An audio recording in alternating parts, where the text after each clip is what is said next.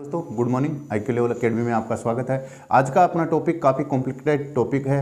एक इंडिया सरकार का है, पूरे विश्व की सरकार का है, या राजस्थान सरकार या जनता, आम जनता की बात करें तो सारी चीज़ें इसके अंदर इंक्लूड होती हैं। क्या है, एक तो आई है अपनी हिंडनबर्ग रिपोर्ट आई है।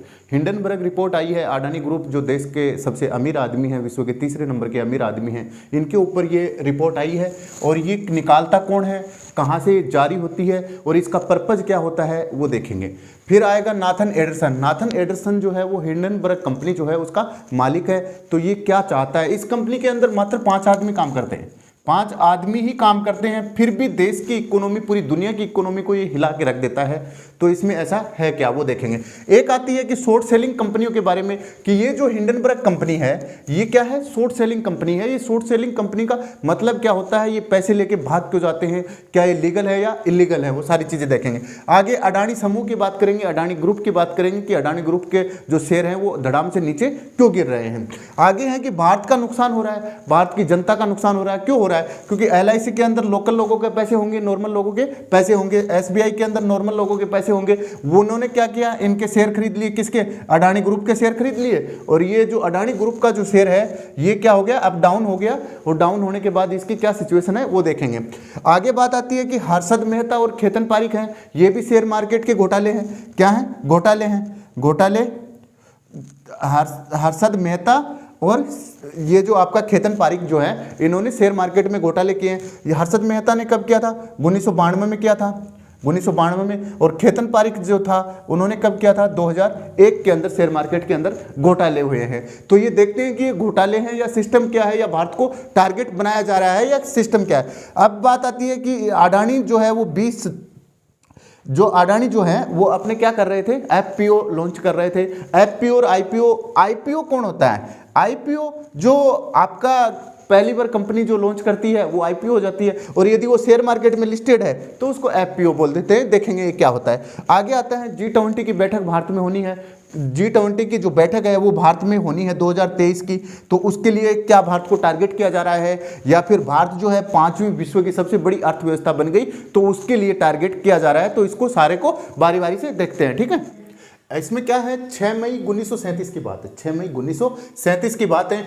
क्या हुआ था उस टाइम पे, ब्रिटेन के मैनचेस्टर शहर के अंदर एक गुब्बारा उड़ रहा था, एयरशिफ्ट का गुब्बारा उड़ रहा था। जैसे गुब्बारे नहीं होते, उसके अंदर आदमियों को बैठा के और फिर हवा के अंदर उड़ाया जाता है, राइडिंग वगैरह आजकल होती है। तो ब्रिटेन के मैनचेस्टर शहर की बात है। ये गुब्बारा कहाँ का था, ये जर्मनी का था, ठीक है।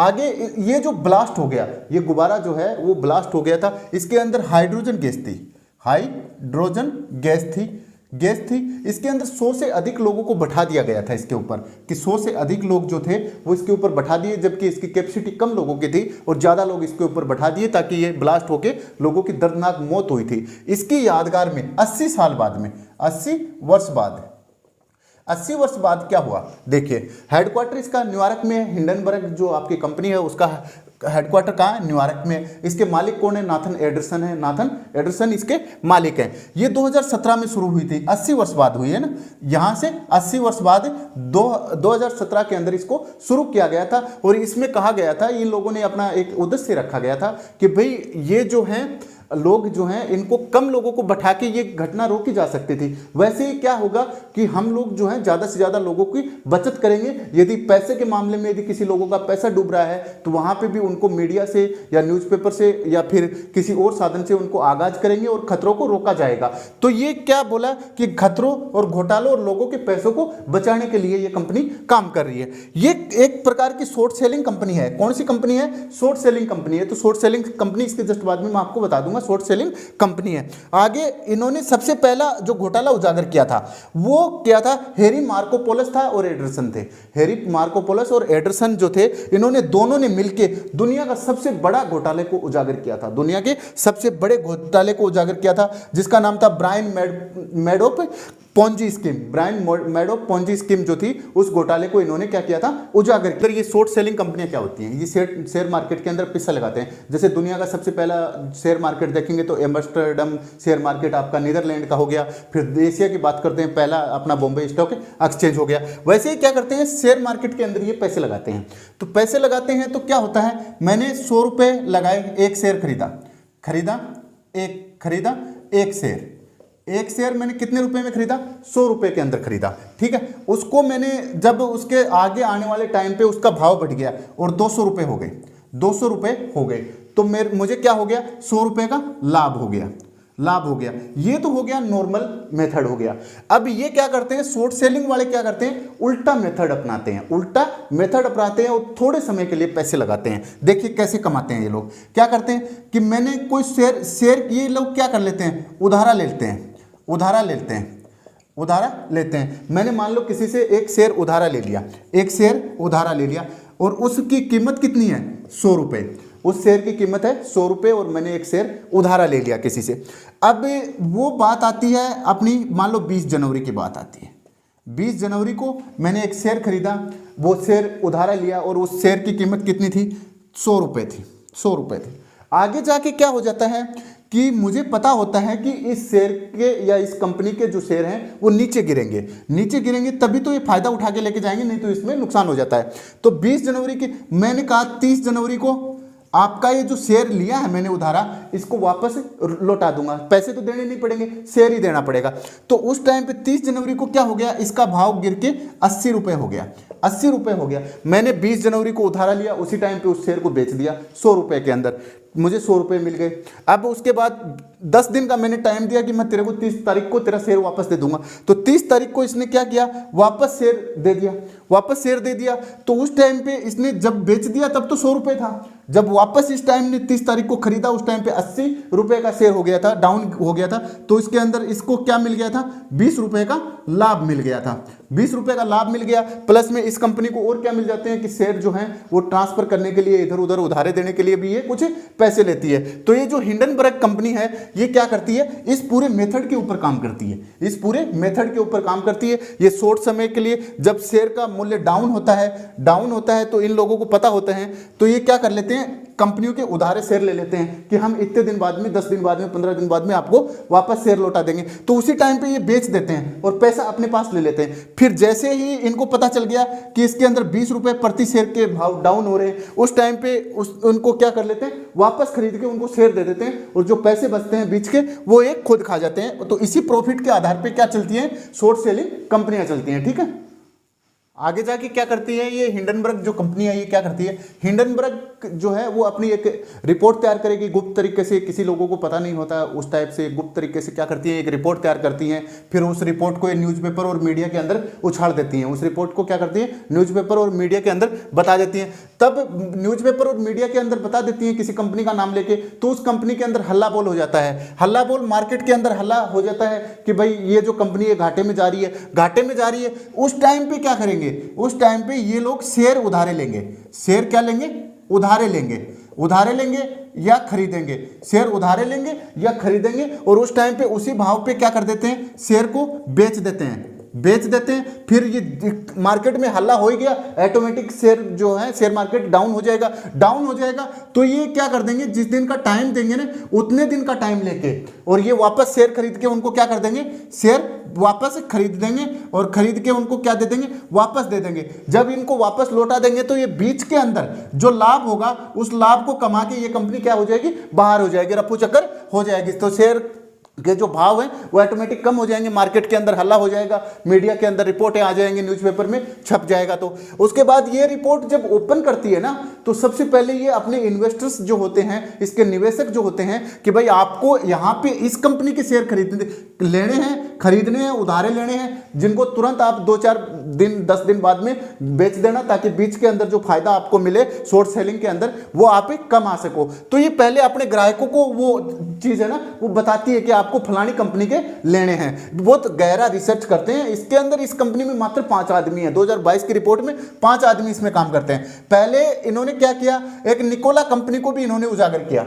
निकोला कंपनी है एक जो इलेक्ट्रिक व्हीकल बनाती है, क्या बनाती है, इलेक्ट्रिक व्हीकल बनाती है, इलेक्ट्रिक व्हीकल जो बनाती है वो निकोला कंपनी को भी इन्होंने उजागर किया और उस कंपनी को 20% पे 100% से 20% पे लाके छोड़ दिया था। क्योंकि क्या हुआ था उस टाइम पे न्यूज़पेपर और मीडिया में उठ गया, लोगों ने इसका जो शेयर था वो खरीदना बंद कर दिया और शेयर के मार्केट जो थे वो भाव जो था वो कम हो गया। शेयर मार्केट जो है ना डिमांड सप्लाई पे काम करेगा। यदि किसी चीज की डिमांड बढ़ रही है तो उसके भाव बढ़ जाएंगे और यदि डिमांड कम हो रही है तो उसके कम हो जाएंगे। आगे है कि ये इस 5 आदमियों की रिपोर्ट को पूरी दुनिया मानती क्यों है भाई? इसलिए मानती है कि इसने जो बताई है, रिपोर्टें दी हैं, उसमें 75% से ज़्यादा रिपोर्टें इसकी सच साबित हुई हैं। बाद में जांच में पता चला है कि 75% से ज़्यादा रिपोर्ट इस कंपनी की सच साबित होती हैं। इसमें 5 ही कर्मचारी 2022 के अंदर काम कर रहे थे। आप विकिपीडिया पे सर्च करके देखोगे तो वहाँ पे 5 कर्मचारी आपको दिखाएंगे 2022 के अंदर। ठीक है,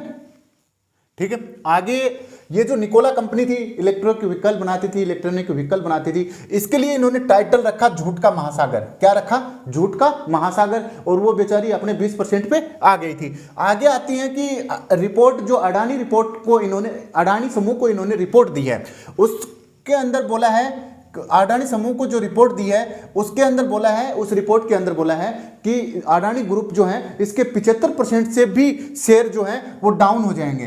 75% से भी मूल्य जो होगा शेयर का वो कम हो जाएगा। 75% तक मूल्य कम हो जाएगा अडानी ग्रुप के शेयर्स का। क्या बोला है इन्होंने कि 75% तक का मूल्य जो है वो कम हो जाएगा। जब मूल्य कम हो जाएगा तो ये लोग क्या करेंगे, उस टाइम पे शेयर खरीद लेंगे और फिर और डाउन चला जाएगा।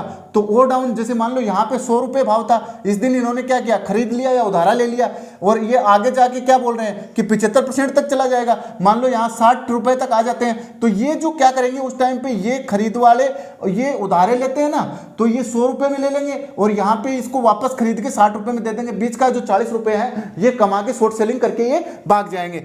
आगे है कि क्रेडिट इश्यू जो कंपनी थी, क्रेडिट इश्यू, उसको इन्होंने क्या बोला है कि लोन देना भी बंद हो गया।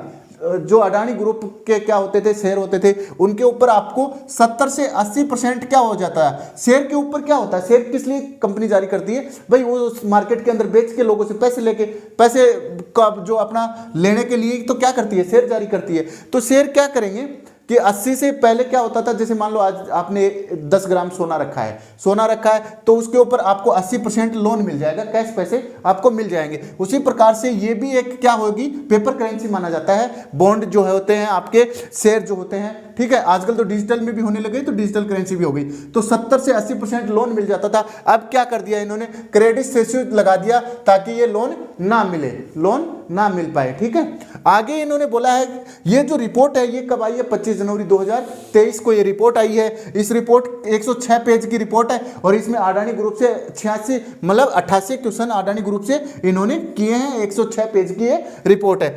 आगे इन्होंने टाइटल क्या रखा है, हिंडनबर्ग रिपोर्ट कंपनी ने अपनी रिपोर्ट दी, उसमें टाइटल क्या रखा है कि दुनिया का तीसरा सबसे अमीर आदमी, दुनिया का तीसरा सबसे अमीर आदमी कैसे कारपोरेट इतिहास की सबसे बड़ी ठगी कर रहा है। और ये रिपोर्ट इन्होंने कितने दिन में बनाई थी, 2 वर्षों के अंदर मिलकर तैयार की थी। और इसके ऊपर लोअर सर्किट और लगा दिया गया क्योंकि 25 जनवरी को रिपोर्ट आई, 26 जनवरी को देश बंद था अपना। जो अपन क्या मना रहे थे उस टाइम पे, गणतंत्र दिवस मना रहे थे, तो उस टाइम की छुट्टी थी। तो उस टाइम पे क्या किया गया, लोअर सर्किट इसके ऊपर लगाया गया। लोअर सर्किट का मतलब ये होता है कि आप कम से कम दामों के अंदर भी अपने शेयर नहीं बेच सकते। जितना मान लो 100 रुपए का शेयर है, वो 2 रुपए भी आ गए तो भी आप उसको बेच नहीं सकते, आपके पास रखोगे। ये एक अच्छी चीज है, शॉर्ट इसके ऊपर लोअर सर्किट लगाया गया। आप बेच नहीं सकते, धीरे धीरे उसके भाव बढ़ जाएंगे और भाव जैसे ही बढ़ जाएंगे तो सभी लोगों को फायदा हो जाएगा, इसमें नुकसान नहीं होगा। ठीक है, इसमें भारत का नुकसान कितना हुआ है, भारत का नुकसान, भारत के लोगों का LIC का पैसा, LIC में सब लोग हम लोग ही जमा करवाते हैं। SBI है, SBI भी गरीबों का बैंक ही माना जाता है भारत के अंदर। तो सारी जनता का पैसा कितना, 4 लाख करोड़ रुपए इसके अंदर चले गए क्योंकि शेयर मार्केट का भाव कम हो गया। भाव कम होने से और जो अन्य कंपनियां उसके भी थोड़ा थोड़ा प्रभाव पड़ता है, उससे 4 लाख करोड़ रुपए अपने एक झटके में चले गए। अब अडानी समूह के शेयर कितने थे, अडानी समूह के शेयरों की बात करते हैं अपन। अडानी समूह के शेयर जो थे वो मार्च 2020 के अंदर एक शेयर का मूल्य कितना था, एक शेयर का मूल्य मात्र 130 रुपए था।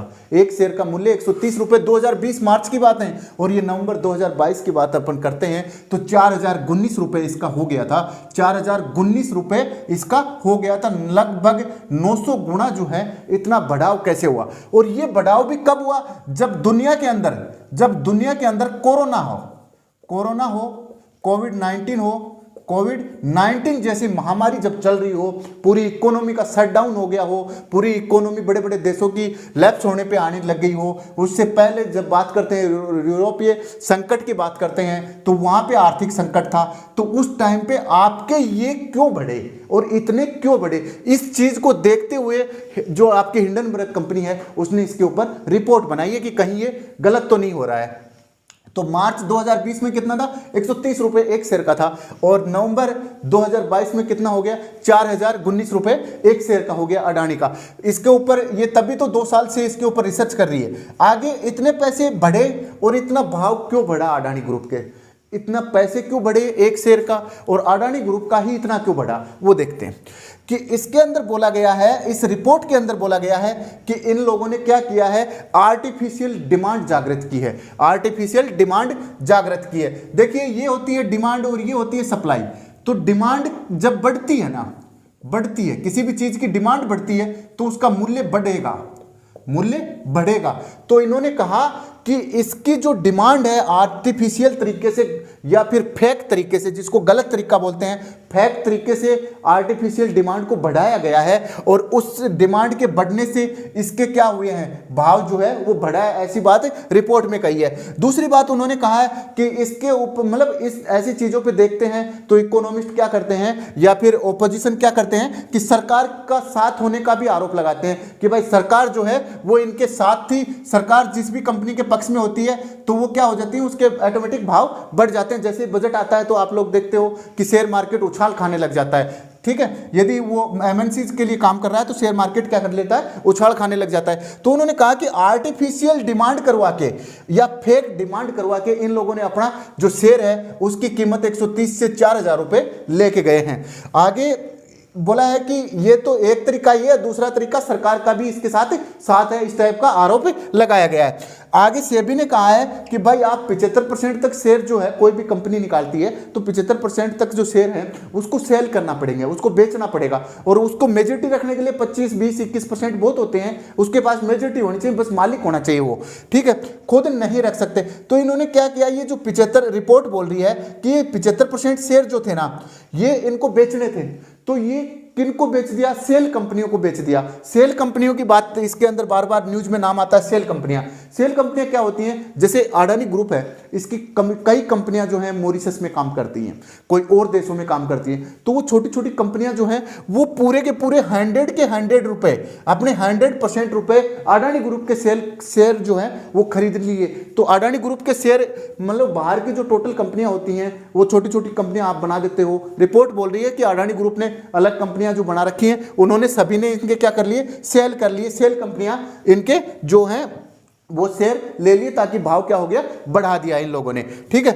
खुद शेयर नहीं रख सकते। आगे एलआईसी के पैसे थे और एलआईसी और एसबीआई के पैसे थे। एलआईसी और एसबीआई क्या करते हैं, उनका एनडीटीएल होता है ना, नेट जो टाइम एंड जो इसका डिमांड लायबिलिटी जो होती है उसी के आधार पे वो अपना सीआरआर, एसएलआर वगैरह जो भी repo rate, reverse repo rate, जो भी आरबीआई की जो बातें मान के जो पैसे बचते हैं वो लोन के घुमाते हैं, उसमें 40% प्राइमरी सेक्टर लेंडिंग करनी पड़ती है। तो उस टाइम पे ये क्या करते हैं, ये जो अपने को ब्याज देते हैं एसबीआई, बेचारा कहाँ से देगा, खुद से थोड़ी देगा, तो ये क्या करेंगे, शेयर खरीदेंगे, शेयर खरीदेंगे। तो शेयर खरीदेंगे तो इनको लगा कि सबसे ज्यादा बूम जो है अडानी ग्रुप में हो रहा है, तो इन्होंने 130 रुपए का खरीदा, मान लो जिन्होंने 4000 का बेच दिया उसका तो बूम ही हुआ, फायदा ही हुआ है। तो ये इन्होंने क्या किया, एसबीआई वालों ने और एलआईसी वालों ने ये गवर्नमेंट बॉडीज ने भी क्या कर दिया, इनको खरीद लिया, इनके शेयर खरीद लिए। जैसे ही इसका भाव डाउन आ गया तो सबसे ज्यादा लोग इनके मर गए। और इनके अंदर कौन खाता खुलाता है, जो गरीब लोग होते हैं वो खुलाते हैं, आम नागरिक जो होते हैं वो खाता खुलाते हैं। तो आगे आती है बात कि सबसे ज्यादा एलआईसी के पैसे हैं इसके अंदर 18,000 करोड़ रुपए। कितने हैं, 18,000 करोड़ रुपए। यदि इस रिपोर्ट के अंदर बोला गया है कि अडानी ग्रुप के ऊपर 2 लाख करोड़ रुपए का कर्जा है, 2 लाख करोड़ रुपए का कर्जा है, एक दूसरे से इनकी कंपनियां आपस में रिलेटिव हैं। यदि ये अडानी ग्रुप ये कर्जा देने लग जाए तो फिर दिक्कत खड़ी हो सकती है आगे के लिए, ठीक है। आगे बोला है कि क्रेडिट एक रिपोर्ट और आई क्रेडिट साइट की, अगस्त 2022 के अंदर एक रिपोर्ट और आई थी पहले क्रेडिट साइट की, उसके ऊपर भी अपना ध्यान जाने लग गया।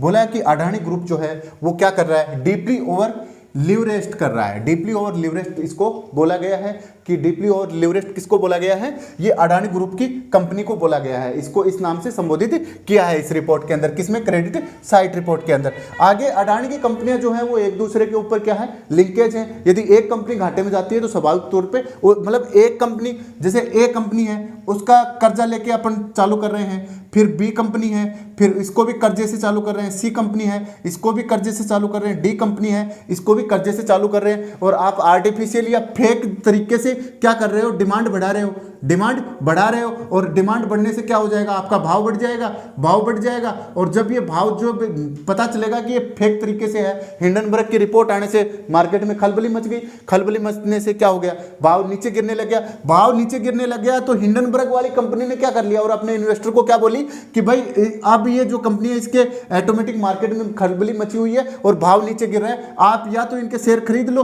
100 रुपए के हिसाब से, या फिर आप जो है जो भी है 100 एक आंकड़ा समझने के लिए 100 रुपए के हिसाब से, या फिर किसी से आप उधारे ले लो, फिर वापस 10 दिन बाद में इनको चुका देना। चुकाओगे तब ये कितने क्या हो जाएंगे, 80 रुपए के। अपना जो बीच का प्रॉफिट होगा वो 20 रुपए लेके अपन शॉर्ट टाइम के लिए शॉर्ट सेलिंग करके अपन जाते रहेंगे। ठीक है, इस टाइप का ये पूरा गेम हुआ है।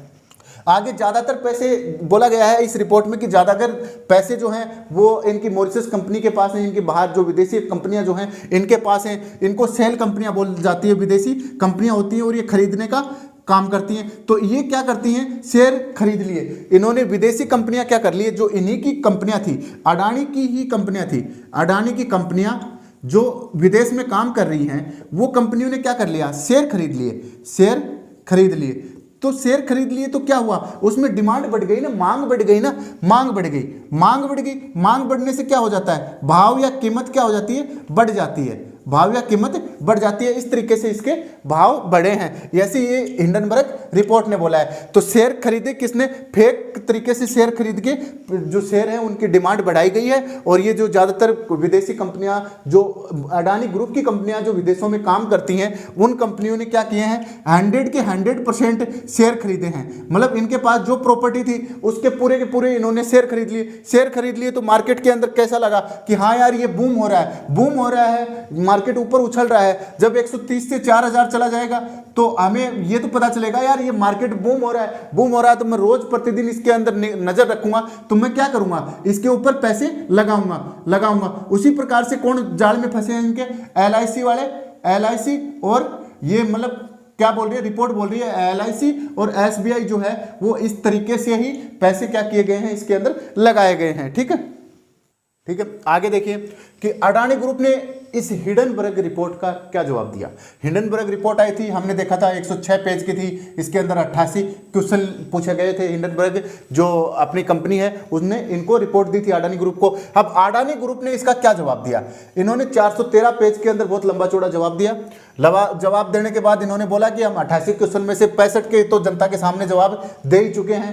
बात आ रही है कि फेक तरीके से डिमांड बढ़ाना या आर्टिफिशियल डिमांड का नाम भी आपके बड़े एग्जाम में आ सकता है। तो आर्टिफिशियल डिमांड से आपके पास पैसे आए हैं, तो वो कैसे आए हैं, तो उन्होंने कहा कि हमने 88 में से 65 के तो जवाब दे ही चुके हैं। और ये फिर बाहर से पैसे आ रहे हैं, हमारी जो कंपनी है वो क्या कर रही है, सेल कंपनियां क्या होती हैं, सेल कंपनियां वो होती हैं जो बाहर की कंपनियां होती हैं, विदेश के अंदर रह के, अपने देश की कंपनियां भी हो सकती हैं लेकिन वो विदेशों के अंदर कार्य करती हो। और वो कंपनियां क्या करती हैं, अपने शेयर खरीदेंगी, क्योंकि इसके सेल के नाम से ही शेयर हो गया ना, तो सेल के नाम से क्या हो गया, खरीदना हो गया ना। तो ये क्या करेंगी, सेल करेंगे। तो ये सेल कंपनियां क्या करेंगी, अपने बाहर से शेयर खरीदेंगी। शेयर खरीदने से क्या हो जाएगा, शेयर का ज़्यादा से ज़्यादा शेयर खरीदे जाएंगे तो क्या होगा, शेयर की डिमांड बढ़ेगी, डिमांड जो है या मांग जो है, मांग बढ़ेगी। अब ये जो मांग बढ़ेगी ना शेयर की, तो उसका मूल्य बढ़ेगा, मूल्य या जिसको कीमत बोलते हैं, तो इसकी कीमत क्या होगी, बढ़ेगी। तो इन्होंने कहा कि ये आप जो है आर्टिफिशियल तरीके से बढ़ाइए। ये बाहर की जो सेल कंपनियां हैं इन्होंने पैसे इसके अंदर पूरे के पूरे, कुछ कंपनियां उन्होंने तो अपने 100 रुपये मतलब 100% राशि जो है, पूंजी जो है वो अडानी ग्रुप के शेयर खरीदने में लगा दी। तो बोले कि इस टाइप का हो कैसे रहा है। तो इन्होंने बाहर पैसे आते हैं, तो जब बोला कि बाहर की जो कंपनियां आपने शेयर खरीदती हैं तो वो किसी के ऊपर, मेरे ऊपर भी कंट्रोल, मुझे भी इसके ऊपर कंट्रोल नहीं होता, और कोई भी कंपनी है बाहर से जो मार्केट चल रहा है उसका कोई भी कंट्रोल नहीं कर पाती है। तो मुझे इसके बारे में जानकारी नहीं है कि बाहर से कितने पैसे आए कितने नहीं आए, मेरे तो शेयर बढ़ रहे हैं, बस ये प्रॉफिट हो रहा है, मुझे इतना ही नॉलेज है। आगे धमकी भी दी है, किसको? हिंडनबर्ग को बोला है कि हम आपके ऊपर केस करेंगे। क्या करेंगे? केस करेंगे।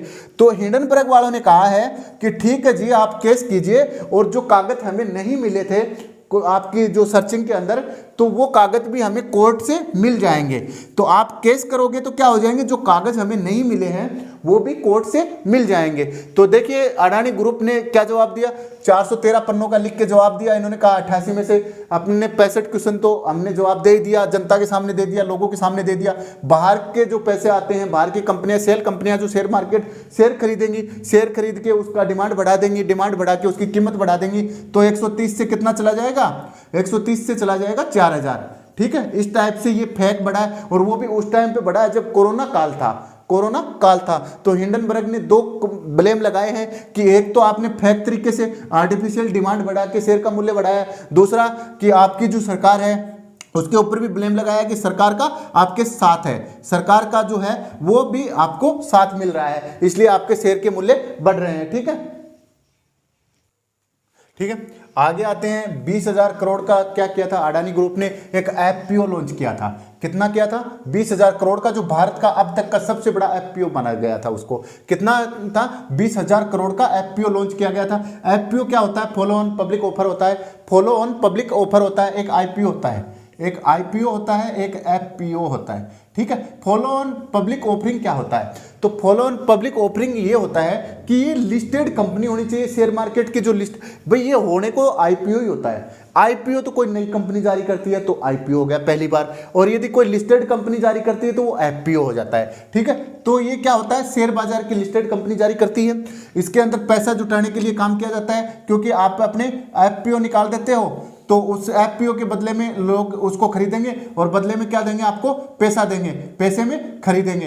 तो ये लोगों के पास क्या हो जाएगा, लोगों के पास आपका एफपीओ हो जाएगा, और लोग आपको बदले में क्या दे देंगे? इसके पैसे दे देंगे, खरीदेंगे। तो पैसे जुटाने के लिए ये काम किए जाते हैं कंपनियां जो आईपीओ और एफपीओ लॉन्च करती है। तो ये नए और पुराने ग्राहकों से पैसे लेने के लिए इस टाइप का ये जो है एफपीओ लॉन्च किया गया था। ये एफपीओ लॉन्च किया गया, इसके 2 दिन पहले इन लोगों का भी एक टारगेट होता है। ये जो कंपनी है, हिंडनबर्ग कंपनी है, रिपोर्ट है, इनका भी टारगेट होता है। ये टारगेट किया इन्होंने, कितना टारगेट किया इन्होंने? 2 दिन पहले, मात्र 48 घंटे पहले, कि भाई देश के अंदर भारत में ऐसा होने वाला है, एक बड़ा एफपीओ लॉन्च होने वाला है, और वो भी अडानी ग्रुप कर रहा है। तो इन्होंने इसको, ये जो अपनी रिपोर्ट है, मात्र 2 दिन पहले इन्होंने अपनी रिपोर्ट निकाली है। तो ये जो एफपीओ लॉन्च होने वाला था, इसके अंदर क्या क्या चीज़ें थी कि 50% रिटेल इन्वेस्टर्स हो जाएंगे, कि भाई आप और हम सारे लोग हैं, वो 50% लोग जो हैं वो एफपीओ खरीदेंगे, बदले में पैसे दे देंगे, कंपनी के पास पैसे चले जाएंगे, उस कंपनी उस पैसे को अच्छे तरीके से काम में लेके और उसका प्रॉफिट बढ़ा के हमें लाभ सहित दे देगी। आगे हैं क्वालिफाइड जो इंस्टीट्यूशनल जो इन्वेस्टर्स होते हैं, जो पहले से ही उस कंपनी से जुड़े हुए हैं, उन लोगों के लिए बोला कि 28% हम उन लोगों को एफपीओ बेचेंगे जो पहले से हमारी कंपनी में जुड़े हुए हैं, 50% नए लोगों को बेचेंगे, और जो बच गए उनको 22% बेचेंगे। लेकिन जैसे ये चालू किया तो 2 दिन में खाता नहीं खुला, खाता ही नहीं खुला, 2 दिन में खाता ही नहीं खुला, क्योंकि कंडीशन क्या आ गई थी? हिंडनबर्ग की रिपोर्ट आ गई थी। हिंडनबर्ग की रिपोर्ट जो होती है वो 75% सत्य रिपोर्ट होती है, क्योंकि ये जिसके ऊपर भी रिपोर्ट देती है उनकी 75% से ज़्यादा बातें सच्ची होती हैं। मात्र इसके अंदर 5 आदमी काम करते हैं, फिर भी ये पूरी दुनिया को हिला देती है। इसके अंदर बहुत बारीकी से रिसर्च किया जाता है, इकोनॉमिकल रिसर्च। हर कंपनी पे, बड़ी बड़ी जो कंपनियां होती हैं उनके ऊपर बहुत बारीकी से रिसर्च किया जाता है कि इनके पैसे बढ़ क्यों रहे हैं, डाउन क्यों हो रहे हैं, इतने ज़्यादा क्यों बढ़ रहे हैं, अलग से बूम इनको लगता है, तो उसके ऊपर ये रिपोर्ट तैयार करके बेचते हैं अपनी। आगे है कि इसके अंदर आए कितने, 5.5% पैसे तो आए आप और हम लोगों ने दिए। 62% पैसे जो थे वो पहली बार वालों ने दे दिए, और नए जो थे वो 32, मतलब इसमें 32% थे। अब बात आई है कि 2 दिनों तक इसका कोई खाता नहीं खुला, फिर अचानक एक और माहौल क्रिएट हो गया कि आबू धाबी की एक कंपनी है, आबू धाबी की एक कंपनी है जिसका नाम है international holding company. International holding company जो है इसने क्या कर दिया, 3200 करोड़ रुपए का यहां से एफपीओ खरीद लिया। कितने का? 3200 करोड़ रुपए का। और ये कंपनी जो है ये कोई आम जनता की नहीं है, आम जनता की नहीं है, वहां के शेख लोगों की है, शेख लोगों की है, वहां के रिचर्स लोगों की ये कंपनी है और उसने इसके आईपीओ खरीद लिए। बाद में पता चला कि यार ये जब मार्केट पूरा ही नीचे जा रहा है, रोज रोज शेयर के वैल्यू डाउन हो रहे हैं, तो इन्होंने अपना एफपीओ क्या कर लिया, वापस ले लिया, एफपीओ वापस ले लिया। ठीक है, ठीक है। आगे देखते हैं कि ये जो रिपोर्ट आई है इसकी मोटी मोटी बातें देख लेते हैं। मुख्य किस वजह से भारत को टारगेट किया जा रहा है, भारत को टारगेट क्यों किया जा रहा है। 25 जनवरी 2023 को ये रिपोर्ट आई है। ये रिपोर्ट जब एफपीओ का पता है 20,000 करोड़ रुपए का, जो 20 लाख करोड़ रुपए का जो एफपीओ लॉन्च करने वाली थी अडानी ग्रुप पे, उसके 48 घंटे पहले रिपोर्ट दी गई है। ये रिपोर्ट दी गई है ताकि इसके क्या हो जाए, शेयर जो है वो, क्योंकि मार्केट में क्या होगी, मार्केट में हलबली मचेगी, हलबली मचेगी तो क्या हो जाएगा, पैसा जो है आज अभी का भी अपन खोल के देख रहे हैं तो उनमें 87% लोग जो हैं वो बेच रहे हैं और 13% लोग जो हैं वो क्या कर रहे हैं, खरीद रहे हैं। तो मार्केट के अंदर हल्ला बोल तो मचाई हुआ है। तो जब यार खरीद 13%, किसी चीज को खरीद ज्यादा रहेंगे तो फायदा होगा ना। तो यहाँ बेच कितने परसेंट, 87%, तो मार्केट क्या हो रहा है, इसका डाउन होते जा रहा है। तो 48% रिपोर्ट, मतलब 48 घंटे पहले इसकी रिपोर्ट दी गई है। क्यों दी गई है, भारत को टारगेट क्यों बनाया है, इसके पीछे का रीजन देखते हैं कि एक तो G20 की बैठक भारत में होने वाली है। G20 2023 की बैठक कहां होने वाली है, भारत के अंदर होने वाली है, इसलिए इसको टारगेट किया जा रहा है। दूसरी, पांचवी, भारत जो है 5वीं महाशक्ति बन गई है दुनिया की अर्थव्यवस्था के अंदर, 5वीं बड़ी अर्थव्यवस्था बन गई है, बड़ी अर्थव्यवस्था बन गई है, अर्थव्यवस्था बन गई है। तीसरा, अडानी जो थे वो 3rd नंबर के अमीर आदमी थे, विश्व में पहले नंबर पे पहुंच गए, 3rd नंबर के अमीर आदमी थे। चौथा, ये पहले, इससे पहले भी ऐसा हुआ है, ये नहीं कि ये भारत के साथ पहला हुआ है, नहीं, पहले भी ऐसा हुआ है।